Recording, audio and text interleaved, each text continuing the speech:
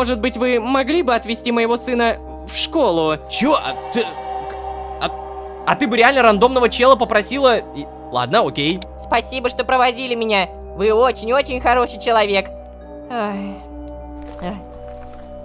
Привет.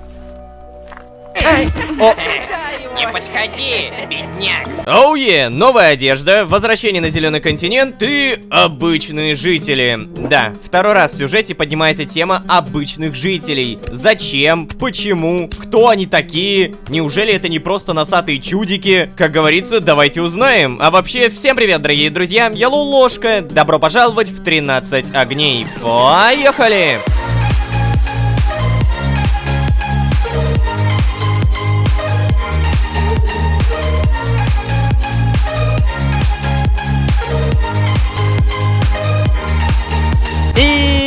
Снова всем привет, дорогие друзья, я Лолошка. Добро пожаловать в 13 огней. Сезон, в котором наконец-то мы вернулись на Зеленый континент. О да! Впервые за более чем 20 серий мы приплыли сюда не по воле необходимости, не по воле какого-то там очередного глобального сюжета, а потому что мне просто позволил геймплей. Круто, круто, можно скоробеев прокачать, но напомню, что приплыли мы сюда не одни. Как минимум с Зарифом, так как он перевозчик, а также с неким барменом по имени Джамиль. В последнюю нашу встречу Джамиль ярко намекнул, что не против поболтать с нами 1 на 1. А также он четко дал понять, что собирается поторговаться с обычными жителями. Да, я сейчас говорю про тех самых обычных, классических, носатых чудиках. Видимо, они тоже сыграют какую-то роль в сюжете, но давайте я так и быть вспомню про скоробеев. Мне действительно надо прокачиваться. Давно хотел кое-что протестировать. Дают ли мне опыт скоробеев за то, что я просто создаю предметы? Вот сейчас у меня 282. Я создаю всего лишь 1 сноп сена. И... блин. Обидно, досадно. Ну ладно. А если я сделаю сразу много, например, 7 снопов сена? Ну-ка... О, погоди, чего? А, это, наверное, за то, что я просто подвигался, да? То есть, если я бегаю, если я хожу, если я прыгаю, то опыт также дается. Окей. Увы, ребята, но нет. За создание предметов скоробеи не даются. Кстати, внимание, у меня серьезный вопрос. А может быть, все это время мне нужно на корабль? Бармен по имени Джамиль, ты здесь? Ты вернулся? Так, Джамиля я не вижу. Там Зариф. Но да, бармена, получается, нет. Это проблема-то. Кто? Лолошка, да, это ты. Это я, господи. Ну, привет, парень. Слушай, а ты что, уже возвращаться назад, что ли, хочешь? Ого, проблема. Джамиль купил билет туда-обратно, так что его бы надо подождать или найти сначала. Я не видел его с момента, как мы сюда добрались, представляешь? Хотя, вообще, я не особо-то и тороплюсь в нар. Тут не так жарко, песок не норовит залезть в глаза. Единственное, вот знаешь, когда спишь на палубе, за ночь на теле собирается роса. Так кости ломило, когда проснулся. Говорю прям как моя мама. Хорошо, что она еще спит, не слышит этого.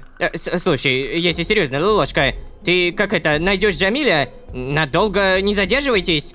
Мне бы не хотелось оставаться здесь. Я просто волнуюсь. Как бы кто ни подумал, что мы здесь живем. Я бы очень не хотел, чтобы нас убили. Мне в прошлый раз смерть не очень понравилась. Честно-честно. Буду ждать тебя здесь. Ага. Окей. На меня возложили самую великую обязанность найти бармена. Ну ё-моё. А просто подождать его мы не можем, нет? Так, мы можем, кстати, поговорить. Так, мореплавание, сделать подарок, статус отношений. Ну-ка, сделать Ой. Бляха, я случайно! Я клянусь, я случайно! Я думал то... Я забыл то, что дарится подарок из руки! Я имбецильный имбецил! Я хотел подарить... Забейте, короче, ребят. Я думал то, что у меня сейчас вылезет менюшка, где я должен выбрать предмет, который я могу подарить. Так, а ну-ка, покажите мне. Ну ладно, это, знаете, не так страшно. Он все равно ко мне отлично относится. Отрицательные подарки, теперь мы знаем, каменная кирка. Как же хорошо, что я не подарил молот Монту. О, Джамиль появился. Окей. То, что он появился здесь, это прекрасно. Значит, будем что-то дарить. Только вот что нужно дарить бармену, я даже не знаю. Может быть, морковка? Там, молот Монту? В любом случае, мне сначала нужно найти этого Джамиля. И давайте на чистоту. Я более чем уверен, то, что мне нужно в ту самую деревню, где был Абди. Вот она. Но, раз уж мы сейчас туда собираемся, я сделаю кое-что неочевидное. Я сделаю компот. Нет, я сделаю компост. Дубовая плита. Пролетаем, создаем. При помощи компостницы я сделаю себе фермера, а фермер купит у меня пшеницу. Мне нужны изумруды. И нет, не чтобы торговаться, а чтобы нормально дружиться. Например, сейчас. Вот, Зариф, положительные подарки, изумрудик. У Буриса тоже изумрудик. А с Бурисом, кстати, мне бы реально подружиться, а то что-то прям плохо. Так что да, даже если там бармена сейчас не будет, мне плевать. Я хочу дружиться с этими людьми. Здравствуйте! Смотрите, ой, хорошо. Так, отстойный фермер, плохой. Давай еще раз. Напомню то, что нам нужна пшеница, да. Вот это хороший фермер. Продаем, еще продаем. Ты у нас, по идее, прокачиваешься. Так, и еще ему можно продавать тыкву. Тыкву, кстати, можно реально просто выращивать. Но мне пока что хватит 6 изумрудов. Самое... Главное, что подружиться сможем. Ты погляди, а. Вот это спектр эмоций у Джамиля. Так, Джамиль. А ну-ка, погоди. Я же, если подойду, ничего страшного не произойдет, да? Вижу. Эй, парень, Лолошка, иди-ка сюда. О, как же тяжело торговаться с этими ребятами, а? И тебе привет. Ты, значит, получается, тоже знал про эту деревню, да? Не ожидал. Хоть я и слышал, что ты некоторое время жил здесь, на Зеленом континенте. Только давай-ка не спрашивай, откуда я это знал, да? Это моя работа. Знать все и про всех. Когда работаешь в сладком утенке, к тебе приходят не за выпивкой, парень, а за информацией. Я же уже говорил тебе, что меня интересуют необычные люди, да? Да, говорил. Ну вот. Меня, например, интересуют абды, которые получают в свое распоряжение целые шахты. Ну... Кстати, представляешь, я купил у этого парня 10 изумрудов за какую-то стопку бумаги. Мы так с друзьями в детстве друг у друга за камушки ерунду покупали всякую. Но, черт, это все, конечно, смешно. До момента, пока вот, например, такой торговец не начинает требовать 5 изумрудов за какую-то долбаную морковку. Я сейчас кучу времени пытался что-то одному из них втолковать, но он ничего не понял или не захотел понимать. Я все равно у них выторгую то, что мне нужно. Ох, выторгую. Кстати, ты вообще знаешь, как вышло, что на Зеленом существуют те, кто говорит на другом языке? Так еще и про них никто не знает. Нет. А что, расскажешь? Нет, не знаю. Все просто. Они всегда тут были. Когда-то очень-очень давно, когда фараон еще не был провозглашен богом, Зеленый континент еще никто не называл проклятым. Никто. Дидинахвамдис был процветающим городом, который считался столицей Мисра. Это как бы логично, ведь он находится на единственном континенте, где можно выращивать еду. Плодородные почвы, обилие питьевой воды, да ты погляди! Все легко доступно! Все это! Короче, сотни лет назад, еще совсем давно, я не знаю насколько, тут жили разные люди, можно даже сказать разные цивилизации. А поскольку у жителей континента все было в доступности, им и в голову не приходило лезть к соседним деревням и племенам. В общем, так вот и получилось, что на континенте существовали народы с разными языками. Да-да. Конечно, в какой-то момент некоторые из них достигли такого уровня развития, что начали даже строить корабли, даже основали города на других островах, ну и континентах, само собой. Это была эпоха великого процветания, парень. Один из городов, который был ближе всего к Дидинахвамдису, самый первый, назвали в честь огромного маяка, который указывал путь морякам. Свет огней. Это буквальный перевод названия Нарфаниса, с древнего. А потом что-то произошло. Ох-охо. Никто не знает, что случилось. Но этот континент вдруг неожиданно заполнили чудовища. Это было, представляешь, не так давно. Всего-то лет 50 назад. Но ты при этом не найдешь ни одного человека, кто согласится об этом разговаривать. Все, кто жил в Дидинахвамдисе, сбежали в Нар. Ну, те, кто успел, конечно. Сначала все думали, что еще смогут вернуться домой. Но потом случилась атака крылатых чудищ. Фараона признали богом. И вот, все отказались от мысли, когда бы то ни было, возвращаться сюда. Нарфанис же из небольшого прибрежного города разросся до столицы, а маяк снесли. Видимо, чтобы не вспоминать больше никогда о Диди Нахвамдисе. А здесь же, парень, на Зеленом континенте остались несчастные немногочисленные группы, которые никогда никуда не сбегали. В эту часть континента чудовища то ли не добрались, то ли деревенщины отбились. Стратегия фараона, короче, сработала. Появились такие, как ты, кто даже понятия не имеет о том, что происходило каких-то полвека назад. Мой отец бежал от монстров со своим отцом. Он тогда был еще совсем ребенком. Но дед рассказывал мне обо всем. Говорил, что я должен это помнить, должен. И я помнил. И в какой-то момент я нанял корабль, чтобы исследовать Зеленый континент с песков. Это я посоветовал Бурису сделать лагерь отбросов. Здесь, на Зеленом континенте. Ты, если что, прости, что я так о твоих друзьях-то. В Диди Нахвамдисе до сих пор обитают чудовища. Туда лезть не советую, если что. Ты, кстати, сам-то как думаешь, что могло вызвать появление этих монстров? Да, не знаю. Ну ладно. Просто этот вопрос не дает мне покоя. Откуда-то же они должны были появиться, правда? Как так вышло, что такие подающие надежды, развивающиеся цивилизации превратились в загнанных, в безжизненные пустыни и каменистые шахты людей, а?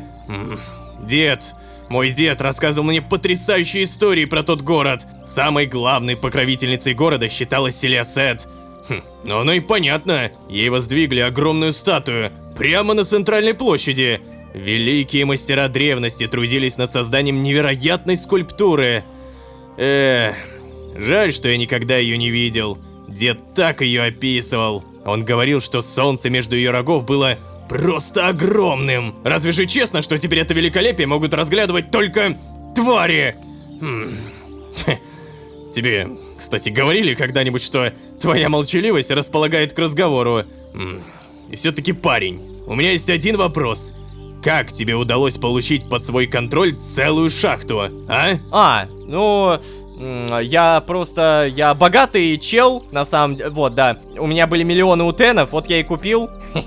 Ладно, что у нас есть? А как тебе удалось получить информацию об этом, Джамиль? Джамиль, я не понимаю, о чем ты. Я всего лишь отобрал шахту у тех, кто ее оккупировал. Как тебе удалось получить информацию об этом? О, а ты, погляжу, совсем ничего не хочешь рассказывать, да?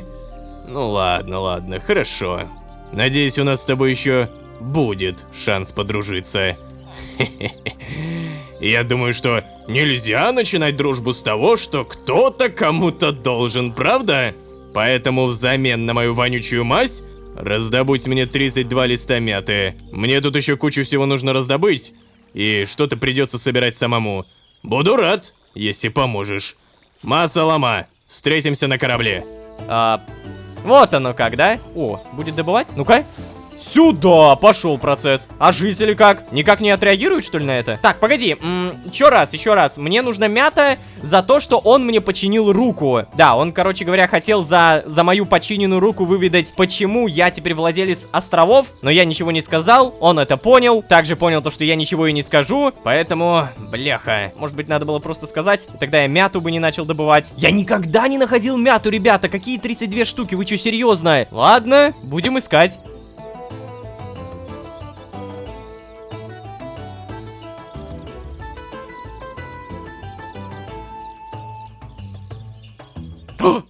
Вот оно!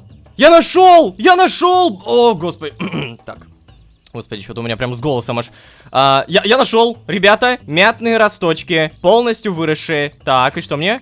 Все, я понял. Ага, то есть мне нужно 32 костной муки. Так, мы можем забрать эти мятные росточки. Идем домой. Так, выращиваем где-нибудь вот здесь штучки 4. И понимаем то, что мне нужна костная мука. Пожалуйста. О, да, отлично. Очень много костной муки. Я думаю, то, что на 32 мяты более чем достаточно. Все, поехали.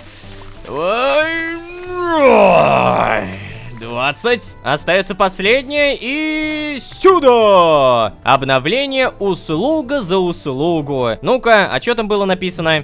Я не понимаю, что Джамиль нашел такого интересного во мне и почему так много про меня знает. Это заставляет меня волноваться. Какими бы ни были его мотивы, он дал мне шанс вернуть ему должок. И я этот шанс не отпущу. Собрать 32 листа мяты — это не такая уж и большая плата за левую руку, да? Ожидание сдачи персонажу. Все, мы все сделали. Hello, Джамиль. Ты вроде бы сказал то, что сюда надо, да? Стоп, что? Тут кто-то был? А, показалось, господи. Зариф, привет. Ты Джамиля видел? Так, поговорить не могу. Старушка все еще спит. Возможно, я слишком быстро квест выполнил на самом деле. То есть, да, такое может быть, что просто персонаж еще тупо не появился. Но если это так, то я в целом не против, потому что уже с начала этой серии мне нужно сделать одно очень важное событие. Почистить инвентарь. Добыча пшеницы. Сортируем все предметы, и Монту доволен вашими деяниями и благословляет вас. Спасибо. А я уже не помню, что мне это дает. А, вспомнил, я теперь быстрее передвигаюсь. Но я напомню то, что у нас есть улучшение организма под названием Покоритель Барханов. Требуется организм 10 уровня, и он увеличивает скорость передвижения на 5% за уровень, когда в обеих руках нет предметов. То есть мне сейчас, получается, нужно 10 золотых скоробеев. Ну, давай. Раз, два, три, четыре, пять, 6. И еще 4. А я тем временем проверяю... О, Джамиль. Прям при мне заспавнился. Да, я тем временем хочу проверить, появился ли Джамиль. И здорово. О, Ложка. Ты что, уже готов отправляться? Если что, Джамиль, как видишь, пришел. Мы тебя ждем. Эй, ну не дави на него. Я не особо-то и тороплюсь. Слушай, я повторяю тебе, я волнуюсь. Мне вот только попадания в список не хватало, ты серьезно? Все, ничего не знаю. Отправляемся прямо сейчас. Надо будет, сплаваем в другой раз. Эй! У меня даже не было варианта. Обалдеть. Так, ну, ладно. Так, время быстро не идет. Эй, Джамиль, тебе, может быть, это, мяту надо отдать? Забирай. О, круто! Ложка, спасибо тебе. Все? Реально? Может, поговорим все-таки? Знаешь, я рад, что ты оказался моим попутчиком. Понимаю, что ты мне не доверяешь, но я надежный парень. Серьезно. Спроси у своей хозяйки. Ха. Или не спрашивай. В любом случае, если будет желание, заскакивай в утенка. Я думаю, о том случае хозяин бара уже позабыл. Да, заскакивай. Но я, если честно, не то чтобы, наверное, горю желанием туда заскакивать, потому что, напоминаю, нас могут разыскивать, потому что мы сейчас уже слишком много сделали, чтобы на нас не обратил внимания сам Туэфетун. Давай-ка я тебе изумрудик подарю, а? Может быть, все-таки тебе понравится? Так. О, крутяк. Мне нравится. Спасибо, парень. Я рад. Всем нравятся изумруды, ребят. Всем нравятся изумруды. Это очень круто. Так, а в итоге за выполнение задания что мне дали? Задание выполнено. Может быть, там что-то здесь дали. Я не вижу ни одного нового скоробея. Здесь вроде бы опыт подуменьшился, но насколько подуменьшился, неизвестно. В любом случае, старушка, поговорим? Привет, Лолошка. Знаешь, мы с отцом Зарифа никогда никуда не путешествовали. Не видели в этом смысла. Путешествие — это опасно и дорого. А сейчас я старая. Мне не страшно умереть, ведь гнев Мтити соединит меня с мужем. Но ты посмотри на Зарифа, он так молод, полон сил, снова полон интереса к жизни. Я бы не хотела, чтобы он скитался до самой смерти. Я бы хотела, чтобы он нашел жену, завел детей и обзавелся той бухтой, которую уже никогда бы не захотел покинуть. Для нас с мужем это была Гизира. А Зарифа... Зарифа такая еще только ждет. Прошу тебя, парень, не дай моему сыну умереть, не добравшись до нее. Ты понял меня? Ладно. Окей. Ну, вот и хорошо. Вот и хорошо. Чушь от меня все время хотят, а? Ладно. Зариф, ты не слышал этого? Поговорим. Ой, слушай, парень, я ни разу не возил Джамиля на проклятый континент. Но он там так ходил, будто все знает, представляешь? Ох, в последнее время меня окружают такие люди, что все события начинают казаться нормальными. А ведь до этого я торговал тыквами и морковками. И жизнь казалась мне, ну, тоже интересной. Даже мама как будто обрела интерес к жизни. Снова. Ой. Ой, и все, время быстро пошло. Рад, что нам рассказывают вот все вот эти мелкие детали про каждого персонажа. Каждый персонаж написан по-своему. Эй, парень, масса-лома! What the fuck? А какого черта я здесь? Почему? Почему я на мачте? Ну ладно, я в целом-то и не против. Господи. Господи, все ноги попереломаны. Эй, Лолочка, ты пока не ушел. Передавай привет леди Акетри и Абди. Окей, хорошо. Наконец-то мы в Нарфане. Все. Нинель. Ты на меня смотришь, да? О, смотри, вот это он. Ну, привет. Эй, Лолошка, как я рада, что это вы.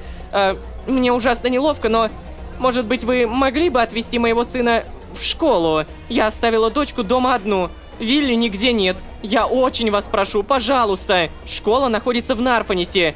Хаким знает дорогу. Его нужно просто проводить. Прошу, прошу, прошу. Вы поможете. Чё? А ты бы реально рандомного чела попросила... Ладно, окей. Нинель, вам нужно самой научиться следить за детьми. В этот раз-то я помогу, но в другой раз могу не оказаться рядом. Да, конечно, я помогу, Нинель. Надеюсь, с Вилли-то все в порядке? Нет, Нинель, я Абда леди Акетры, и мне нужно торопиться к ней. Не, я просто реально не понимаю. Нинель просто ждала какого-то левого человека, который может пройти в город Нарфанис, чтобы я проводил чтобы, точнее, он, кто-то рандомный проводил сына? Ничего не понимаю. Либо она целенаправленно ждала меня. Короче, ладно, я помогу. Надеюсь, что с Вилли все в порядке. О, спасибо большое. Если что, то вечером я заберу его сама. Все, я пойду. Слушай, будь хорошим мальчиком. Ладно. Дяденька, я не хочу опаздывать. Пойдемте. Да блин, я хотел поторговаться, стой! Нет!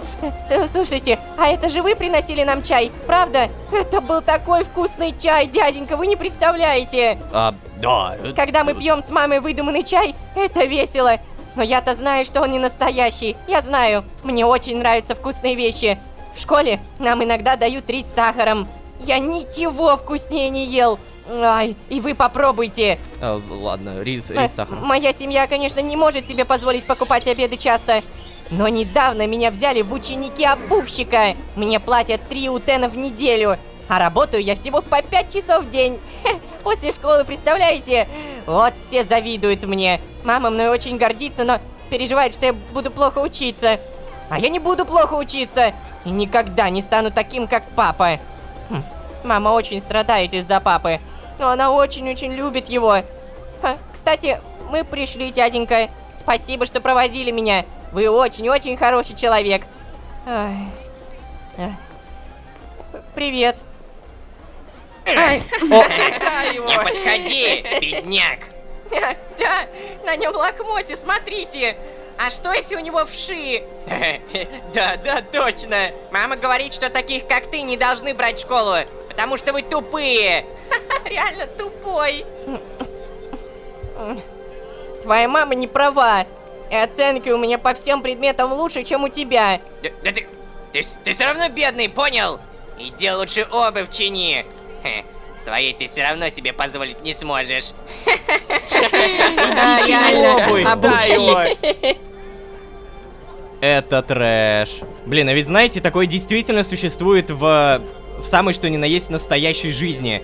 Я вот читал об этом, и дети на самом деле действительно очень сильно склонны к агрессии. Если вы сейчас узнали себя вот в этом задире, вам самим не кажется, что пора что-то менять? Понятно, что в реальной жизни вряд ли будет такое, то что кто-то кого-то задирает, а все вокруг смеются над этим. И опять же, если вы себя хотя бы на йоту узнали вот таким задирой, подумайте о том, что, наверное, пора что-то менять. Потому что когда вы вырастете, у вас не будет старых знакомых, с которыми вы могли бы что-то построить совместно. В общем, я не буду, наверное, слишком много распинаться об этом, потому что об этом можно вообще мусолить очень много. Это детское воспитание, это подростковое воспитание. И очень круто, что здесь на самом деле это показывают в этом сюжете. Это прям...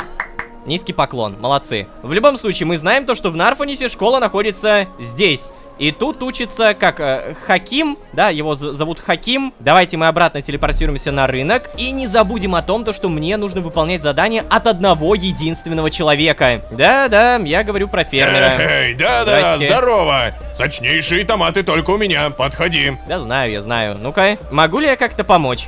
А? Парень, слушай, ты как раз вовремя. Проклятые уличные мальчишки меня достали. Снова украли у меня пшеницу, а за ней сегодня придет Абда очень важной дамы. Выручай, раздобудь мне 64 пшеницы до конца дня. Ты поможешь? Чувак, это легчайший квест, да! 64 пшеницы, вот, забирай.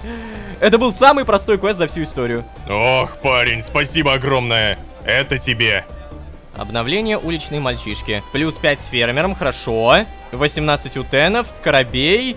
Хорошо, хорошо, давай, давай, давай. И несмотря на то, что мне дали железного скоробея, я почти могу нафармить еще до 13-го. Ай, да молодец, ну-ка. Отношение все еще равнодушие, но мы понимаем то, что очень скоро он ко мне будет относиться чуть лучше. Надо бы отчитаться, что я дома, все нормально, с Абди поболтаем и... Ой, О, кого А, я вижу? ладно, этого я не Привет, ожидал. привет. здрасте. Вернулся-таки наконец-то. А я уже начала волноваться за тебя, Лулошка. Ты что, был на Зеленом континенте, да? Ну да. Угу, ну так я и думала, так я и думала. Знаешь, тебе полезно иногда куда-то отлучиться, это точно. Хоть это и заставляет меня волноваться. А? Что такое, Халима? Халима, я вижу, что тебя что-то сильно раздражает. Нет, нет, простите, леди, ничего такого. Я просто терпеть не могу, когда вас заставляют переживать. О, Халима, Халима, запомни, некоторые переживания могут быть вполне себе приятными. Ладно, я пойду к себе в комнату. Чё ж меня так ненавидит? Ой, ой. А знаешь, хорошая ведь идея. Я не прочь вздремнуть часок. Ты тоже отдохни, Лулошка. Все-таки только что с дороги. А завтра я хотела бы поговорить с тобой о наших дальнейших планах. О, все-таки мы продолжим изучать, как его там называют, это, Тойфетун.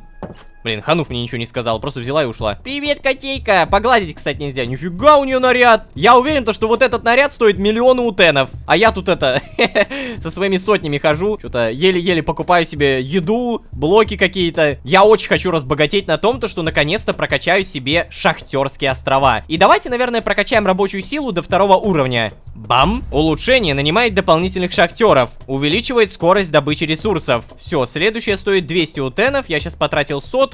У меня осталось 198. Ладно, зайти-то я могу. Ну, хоть на этом спасибо. Так, Абди, Сдерик, поболтаем. Сдерик, ты здесь?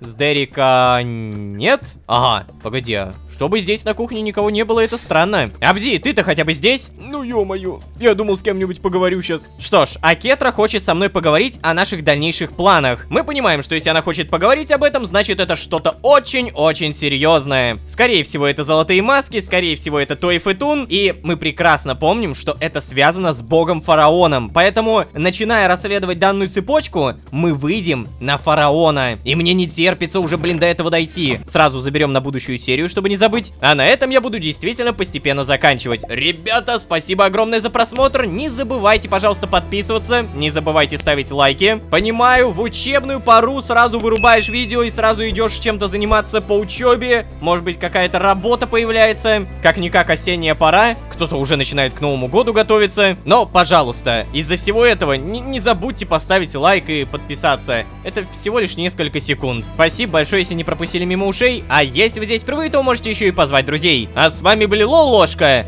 и начало расследования. Всем удачи, всем пока. Пока-пока-пока-пока.